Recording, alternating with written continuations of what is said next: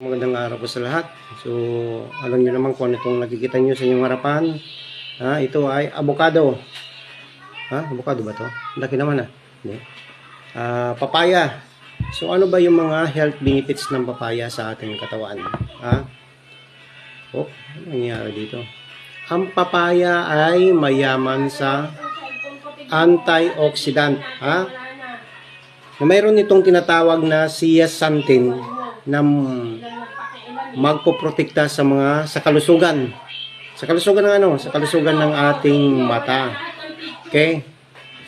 Pasensya na po sa ingay dito. Meron din tong beta carotene.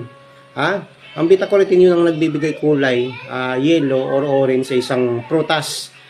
Okay? Kumbaga ito ay mayroong vitamin A na maganda sa ating sa ating kalusugan, of course. Okay, ngayon ay magtitinula tayo. Ano pa ba ang mga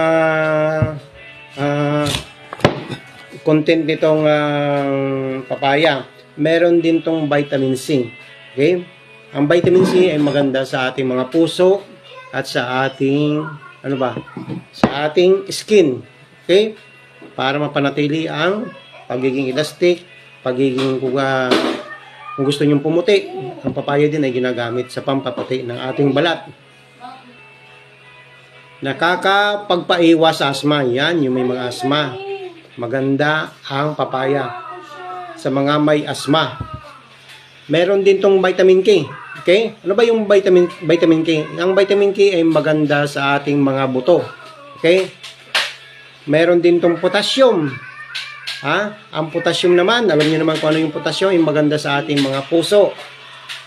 Okay? Maganda rin to para makaiwas tayo sa cancer. Okay?